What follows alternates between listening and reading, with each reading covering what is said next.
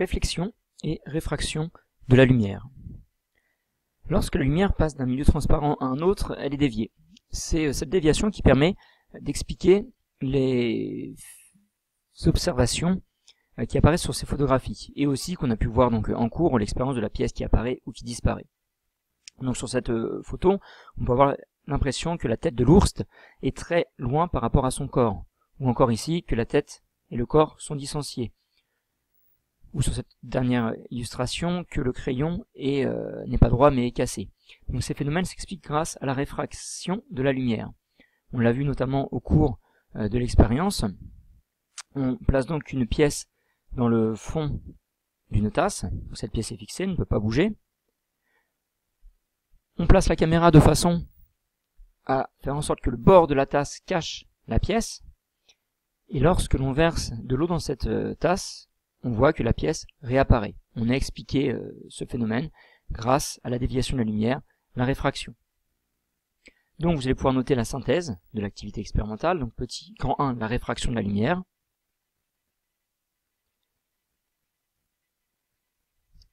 Donc petit 1, la réfraction.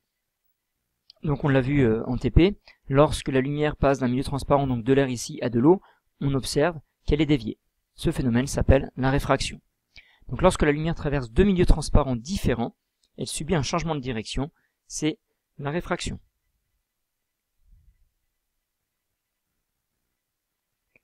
Donc petit 2, activité expérimentale, vous pouvez coller, si ce n'est pas déjà fait ici, le texte de l'activité expérimentale, et puis on va pouvoir noter dans le cours la synthèse. Donc au cours de cette activité expérimentale, on s'est intéressé au phénomène de réfraction de la lumière. Donc l'idée c'était d'avoir un demi-cylindre ici en plexiglas.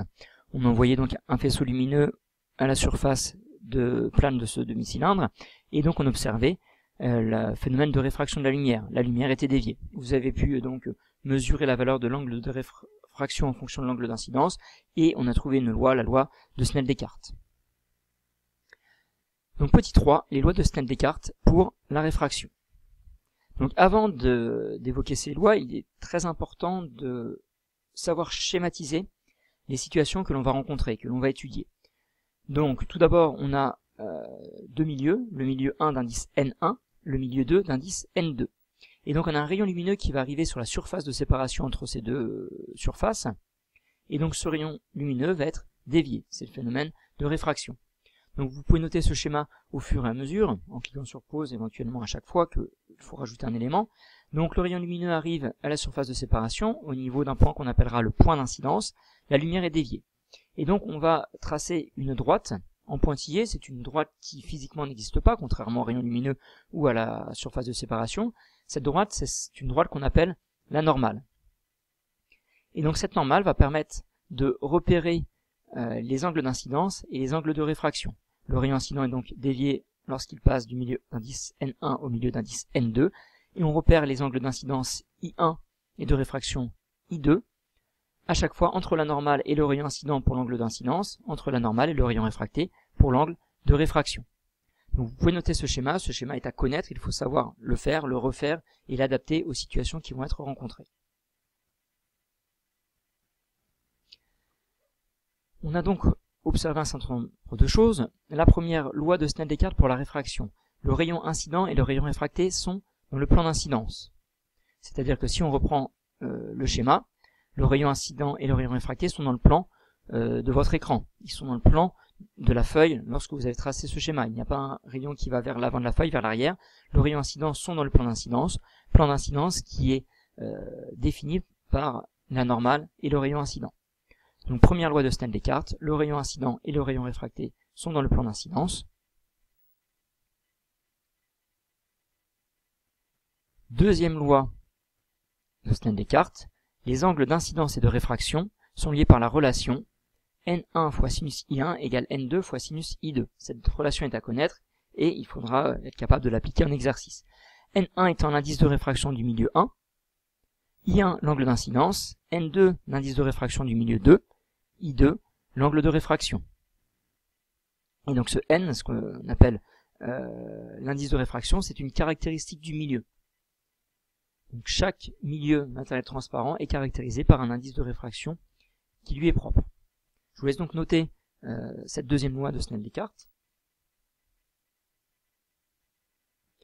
Alors on peut remarquer que en fonction de la littérature, on peut rencontrer des notations équivalentes pour cette loi de Snell-Descartes.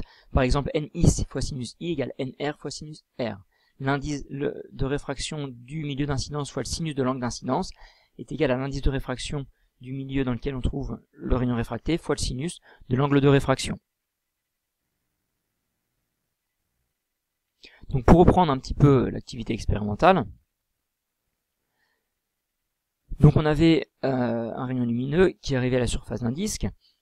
Lorsque, donc là la situation est inversée par rapport à celle du TP, lorsque l'angle d'incidence est égal à 0 degré, il n'y a pas de réfraction. Il y a réfraction, mais en fait l'angle de réfraction est également égal à 0 degré, c'est un cas particulier. Quand l'angle d'incidence augmente, eh bien, on voit que l'angle de réfraction varie. On observe la déviation.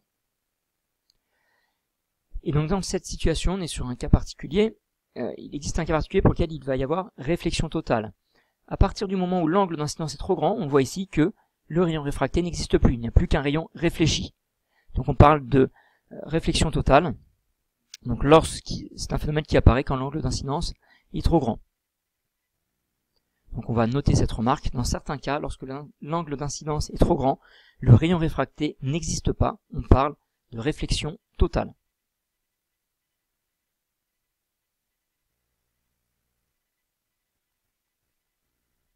Enfin, grand 4, loi de Snell-Descartes pour la réflexion. Donc la première loi est quasiment la même que pour la réfraction. Le rayon incident et le rayon réfracté sont dans le plan d'incidence, plan défini par le rayon incident et la normale.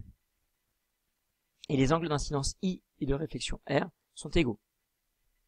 Donc dans le cas de la réflexion, l'angle de réflexion est égal à l'angle d'incidence.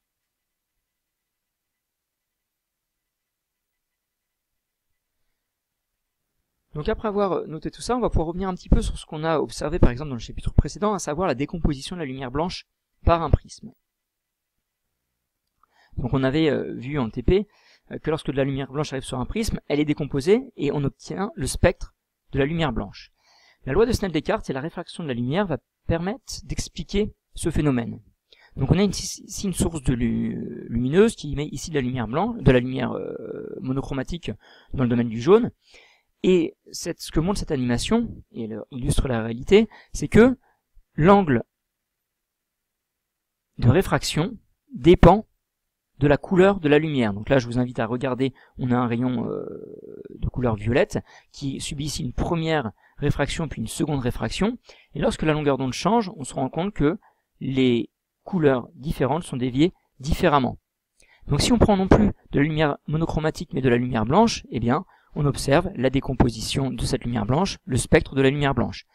Ceci s'explique grâce à la réfraction de la lumière. Chaque couleur est déviée différemment. En fait, l'indice de réfraction dépend de la longueur d'onde. Donc si on applique la loi de Snell-Descartes, N1 fois sinus I1 égale N2 fois sinus I2, l'indice de réfraction du milieu dépendant de la couleur, eh bien l'angle de réfraction dépend également de la couleur.